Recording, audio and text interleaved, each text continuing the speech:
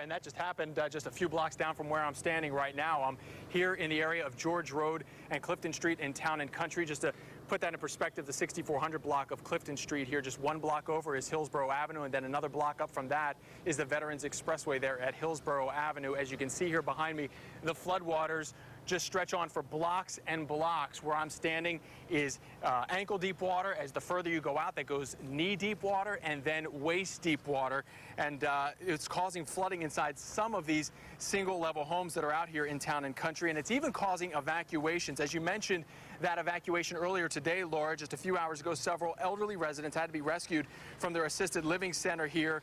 You saw that rescue play out live on the air. Really dramatic here, because you saw some police go out there and commandeer a boat from a front yard and get those people out to safety. I want to bring in ABC Action News reporter Michael Paluska now. He was out here in Town and Country when that dramatic rescue was going on. Michael, kind of walk me through what was going on out here. It was unbelievable. We got here around 11 o'clock, and we saw them taking the boat from the yard right behind me, and they sort of laughed. They said, hey, we got to do this. This is exactly what we need to do. They took the boat. They went down the street. A sergeant came up. He said, listen, there's an elderly care facility down the road. We just took 2 people out of it. We got 3 more. So when we got there, the water was up to here on us, and they would not leave the doorway. They were terrified. There was one lady, she was very frail, very small. They had to lift her up, put her into the boat. Then they had to grab the other one, put her into the boat, and then the third person. And then they had to drag that boat. Luckily, it was here down to the street. And as you could see on live TV, people kept driving through, these gawkers, onlookers. All the waves were hitting the boat. They had their medicine, their phones, all their clothes, and they had a tough time as well. And we've seen this play out throughout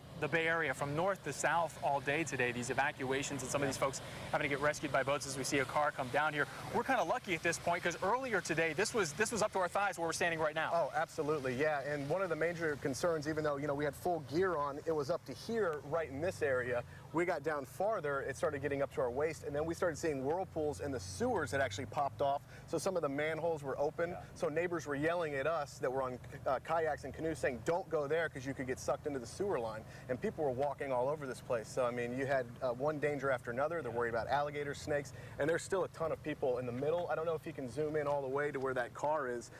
That car is probably in the deepest area, and residents are still there. They can't get out of their homes. They're waiting for the water to go down, and then they're going to take off later tonight and then probably go stay at family members' homes. And we just saw a couple cars go by, and now the water where we were, there was no water. Now we're back up to our ankles, because this is what happens as cars are driving through.